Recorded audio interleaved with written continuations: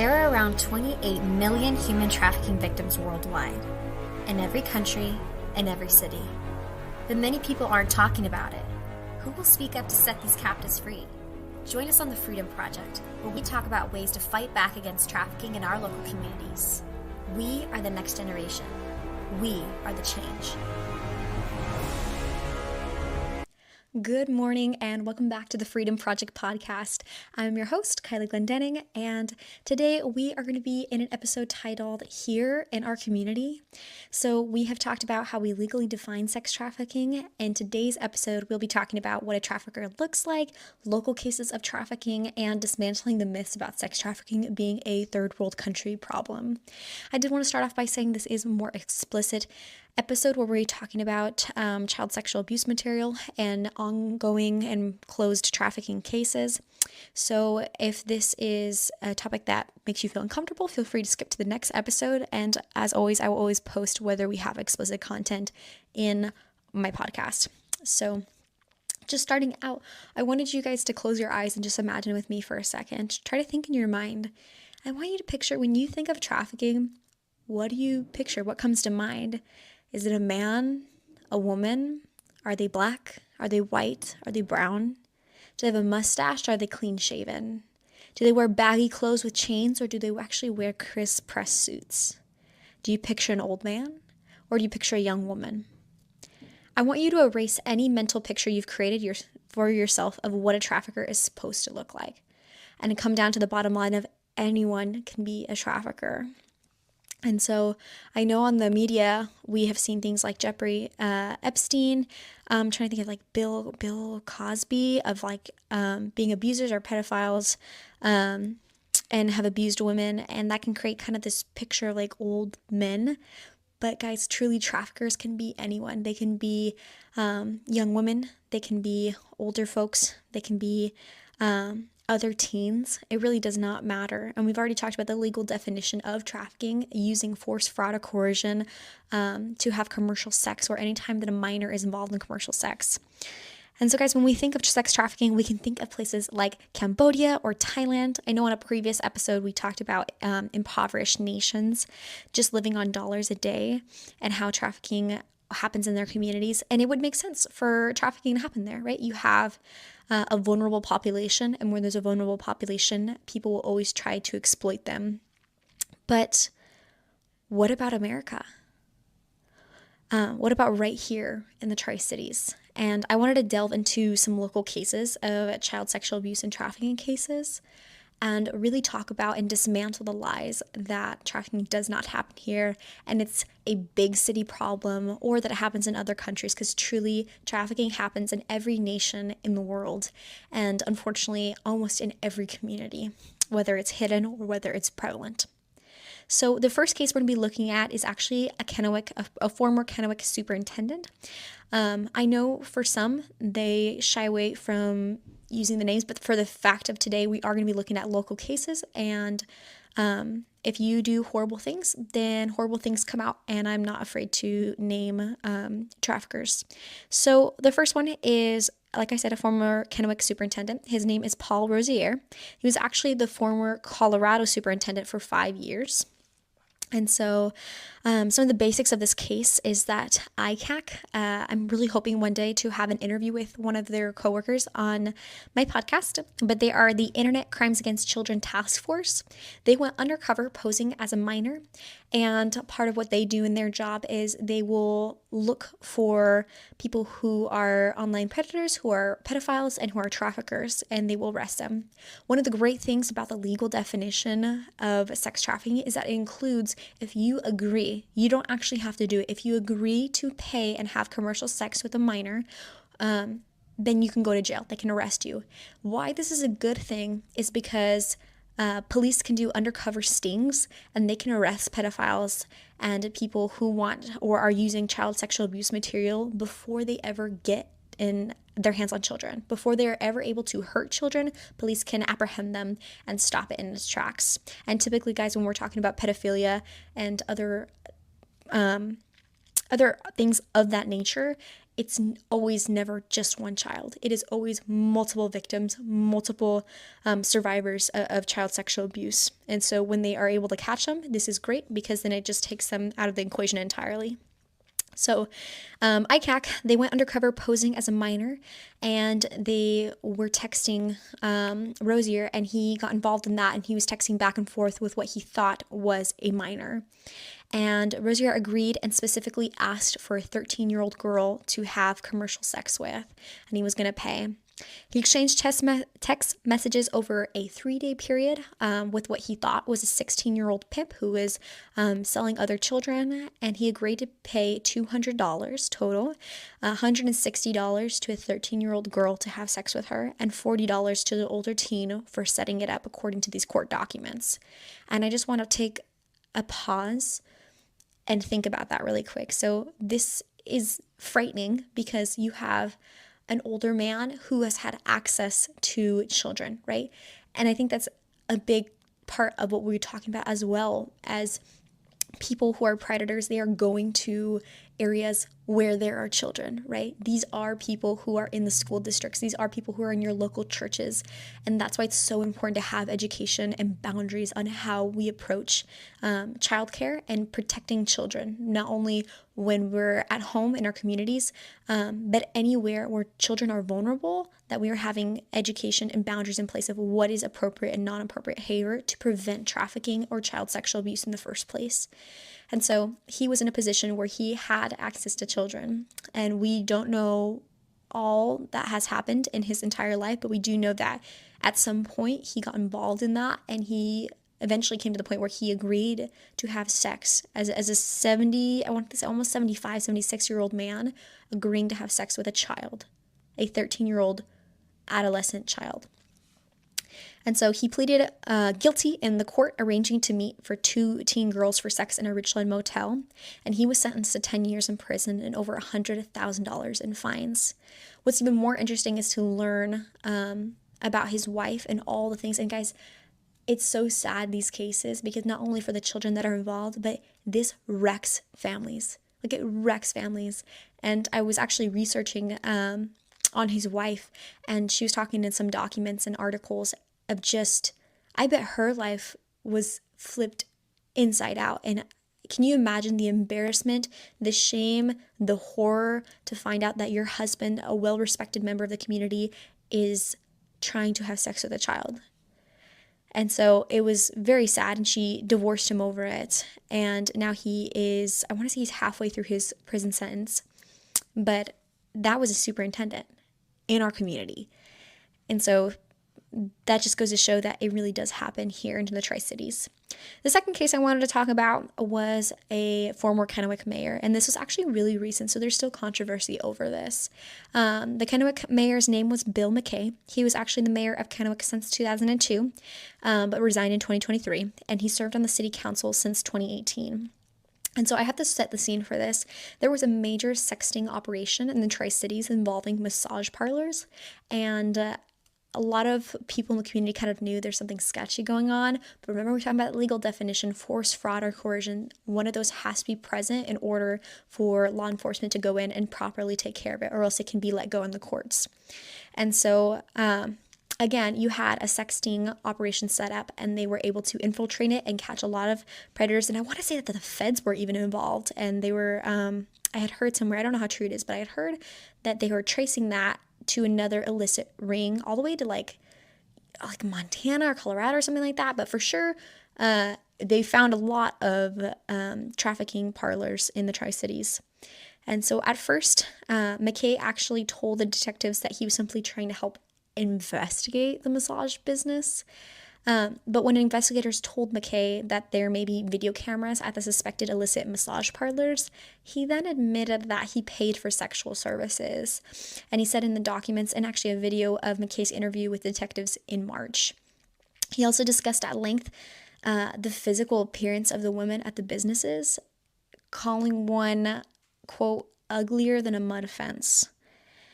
And when he was describing women at another illicit massage parlor, he said, quote, those two, they're old. 2 older ladies. Again, uglier than a mud fence. I mean, they actually make the other girl look cute. And I just was shocked, you guys. Like, I'm just reading this and I'm like, of course that comes out of your mouth, you know? And it's just vile and disgusting.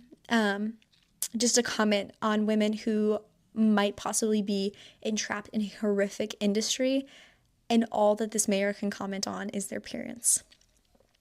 So he resigned suddenly from his council, and he admitted to having sexual contact with massage parlor employees on 2 separate occasions. However, he actually denied knowing that sexual contact would take place during the encounters. So he was just going in to see if they were, but then agreed and paid for services. And so in one police interview, he stated he got, quote, just happy ending, not the full on. So one woman told police that she had landed in the U.S. within a month and that she had to pay $10,000 of debt off, and others had IDs from New York, Texas, and California. And guys, I just wanted to take a moment and pause again and really think about this and let this sink in, that a lot of these women, especially when you're talking about international trafficking, they may never have known that this was what they were coming to the U.S. for, right? So many times you have individuals who have been labor and sex trafficked. They think that they're coming to work in the U.S. for one reason. That's what they've been recruited for. And then as soon as they get there, the whole situation is turned around. And apparently that's actually not why they were wanting to come to the U.S. And their employers are like, I have your documents. Now you have to pay me back for this. And if you try to run away, if you try to escape, and usually they don't speak the language. So if you try to go away, I'm going to have you immigrated back, you know? Or it's a situation where they are just feeding them that the police are not here to help you. They're going to arrest you. You're a prostitute. Who's going to help you now? So now they can't speak the language. They have no access to resources or anyone that can truly help them to get out of their situation that they realize can help them. And they have a fear of the police and they don't know what to do, right? And you have our mayor calling them uglier than a mud fence. Yeah. So while the 9 women that they rescued from this trafficking or suspected illicit trafficking parlor, they denied living at the business, officials found suitcases and food on the site and a sink converted into a makeshift shower. And so, guys, with no cooperating witnesses or victims, there's no evidence to counter McKay's claims, and so charges will not be filed. And I just wanted to bring back into clarity 1 second of, do you remember episode 2, we talked about the legal definition of trafficking, obviously force, fraud, or coercion. This is a prime example of why we need to know about those details, because if law enforcement cannot prove that, if victims are not willing to testify, and sometimes, you guys, it is more traumatizing. I actually went to a seminar where a lawyer was talking about it's hard to prosecute traffickers because so much of it relies on witnesses, and it can be traumatizing to the individual to have to relive that years into the court trials. But if law enforcement cannot prove that, they can't charge an individual sex trafficking if they can't prove those factors, which so many times rely on the eyewitness and the testimony of the trafficked individuals. And so you have someone who's afraid of law enforcement, can't speak the language, and all of a sudden they're being asked to testify against this person. And I know we talked about in the episode before that of reasons why women don't leave. They're afraid of their traffickers and what they'll do, or if someone finds them. You can see the problem that we run into here with charging individuals for either participating in sex trafficking or actually being a trafficker themselves. So we really do have to figure out and advocate for victim support resources, but also figure out ways to help the legislative process of actually how do we how do we stop traffickers and how do we actually convict them. So that's still something that's ongoing. And I want to look at our last case, and this is actually the Hanford workers' child abuse case. So the names of these workers are Brett Michael Emmeth and Melissa Hale. So these were co-workers at the Hanford Nuclear Reservation Site. And the sexual abuse encounter occurred regularly to a teen girl on Fridays, which was Emmeth's day off at Hanford. And Melissa, who was dating him at the time, a year into the relationship, had these suspicions of sexual abuse of this teen girl. And so finally she confronted Brett about it. But rather than breaking up with him because it's disgusting and vile and evil, or turning him to the police, which is also another option that should have been taken, she joined in on the abuse. Which is super interesting because actually court documents revealed that Melissa herself was a child abuse victim who was separated from her abuser when she was young. So there is a whole psychological messed up things that are going on there. But in this case, she did not do the right thing. She herself knew the pain inflicted on her as a child, and she chose to engage in that and inflict that on another child in a most vile and horrific way. So guys, the abuse actually peaked in August 2020 with Melissa Hale directing Emma through text messages on how to actually sexually abuse and photograph the victim, this teen girl, as Emma molested the teen and he sent Hale photos, according to the court documents. Emmett and Hale, they also discussed in text messages other girls who they might sexually abuse. And so a judge who was prosecuting the case and judging it said that she didn't actually believe their defense attorney's stance of this was just fantasy, because Hale actually appeared to be trying to emotionally prepare another minor, another underage girl, to have sex with the couple before they were arrested. And so 2 days after the text messaging and the photos that happened in August, this girl attempted suicide, according to federal court documents. And thank the Lord, about 10 months later, she actually herself walked into the Kennewick police station and stated that Emma had been abusing her sexually and physically for years. And she said that Hale was also sexually abusing her and that there were photos. And so they were able to arrest both Emmett and Hale, and when they appeared in their court, they both pleaded guilty in federal court to conspiracy to produce child pornography, and either the production of child pornography or being a recipient and having receipts of child pornography. So Brett, the man, was sentenced to 30 years in prison, and I know that reading from an article, the judge actually wanted to sentence him to a lifetime sentence, but because of their plea deal, it didn't work out, and sentenced Melissa to 28 years in prison, and they both had to pay $16,000 in restitution.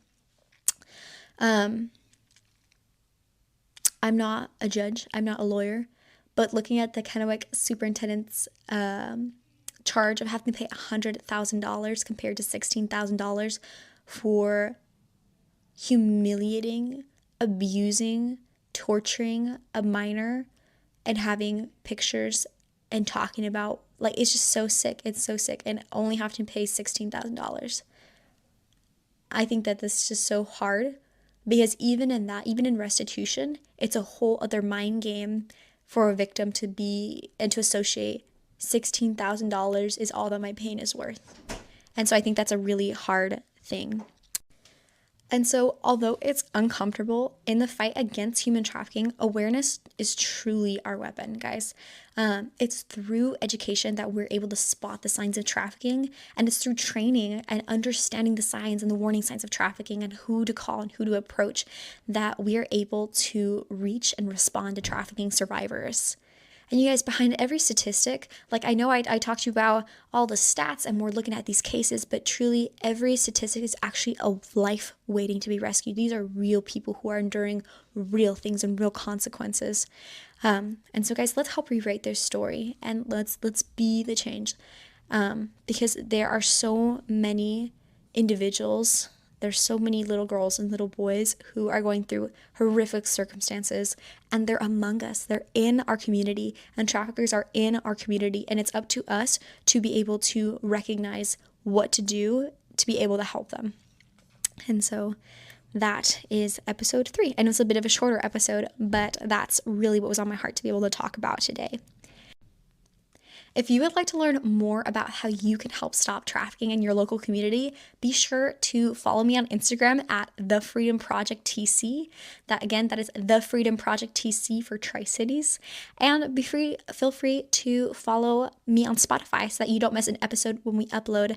I am in the works of currently getting a law enforcement officer who actually works for the Internet Crimes Against Children Task Force to be a guest speaker on my podcast. And so I'm looking forward to that. And so make sure that you stay tuned for that so that you can learn more about the law enforcement side of how you actually prosecute traffickers and what you can do in our community to help stop trafficking.